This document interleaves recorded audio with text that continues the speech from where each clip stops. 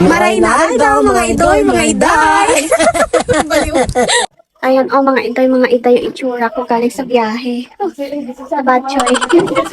Gulo-gulo na yung buko kasi sobrang lakas ng hangin.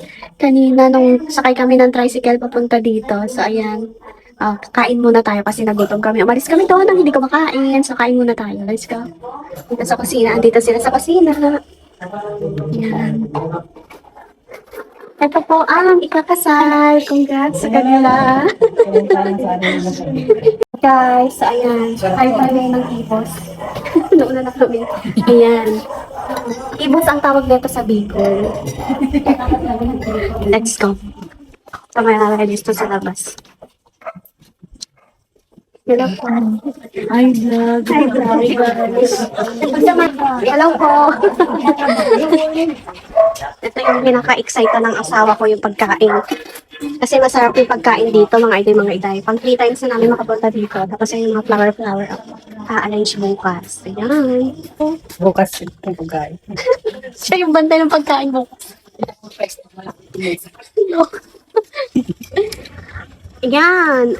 Masarap yan, masarap. Pokok, baba. Ngayon pa din may dinaguan. Alam nyo mga iday, yung binabalik-balikan talaga namin dito is yung pagkain. Yung mga pagkain dito nila masasarap. Yan, dami oh. Kasi ito dinuguan daw kaso nahiya ako magbukas. Ayan, bubuksan niya daw. Ayan, dinuguan. Wow! Wow! Masarap lagi dito yung mga pagkain nila mga iday. Tapos mabait pa si ate tsaka si Kuya Big. Kaya hindi ka mahihiya dito pumunta.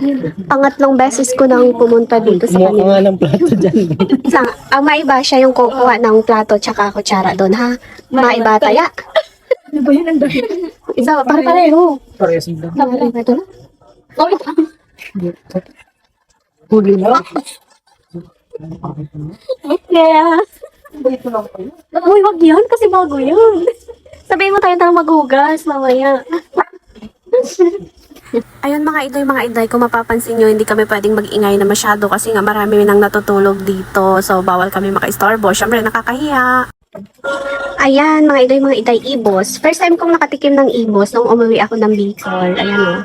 Magaling gumawa nito si Matcha kasi Ate Teng. Ayan. Nagbalot na din ako ng ganito dati. Ayan mga iday. So, kain muna tayo dito kasi nga nagutom kami sa biyahe. Ayan, alas 10 na po yan, mga 10:30 PM na po yan. Nagkape pa nga kami kasi di na namin maalala kung ano nang nararamdaman ng mga tiyan namin. Naghalo-halo na yung cravings. Bali yung pamasahe nga pala mga iday galing sa doon sa Pasay papunta ng Tarlac. Ang pamasahe po is 290 tapos 3 hours yung biniyahe namin papunta dito. Ganun. Mas busog na sila, oh. Natutulog na ako. Yes, busog na sila, oh. Sino sila? Yan sila guys, problema sila ng tutulugan nila oh. Kasi lalaki nila. So, ayun na nga mga iday, pagkatapos nga namin kumain doon sa labas, bumalik na din kami dito sa kwarto para matulog. Kasi hindi namin alam kung paano kami matutulog, kung yung ulo ba namin papunta doon sa may pintuan na yung papunta doon sa may bintana. Di namin alam kasi may mga pa kami na mga paniniwala na kung ano-ano na hindi naman namin alam kung ano nga ulit yun. So, ayun na nga, no choice din. So, ayun, natulog na nga kami dito kasi marami talaga yung tao dito, mga iday, na mga bisita, na mga dumayo din.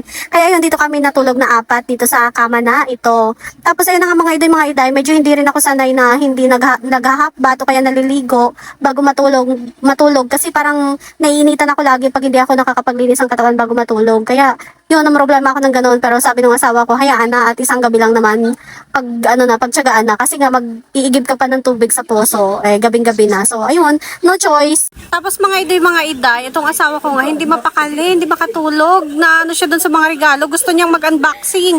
Uy, ano yun, ikaw yung ikakasal. Huwag ka piling dyan, tingnan mo. Ayun yung bitawan yung regalo. My gosh, gustong-gusto niya talagang buksan yung mga regalo. Gusto mo palang mag-unboxing ulit. Okay lang naman, payag naman magpakasal ulit. Joke lang. Maraming salamat sa panonood. Bye-bye!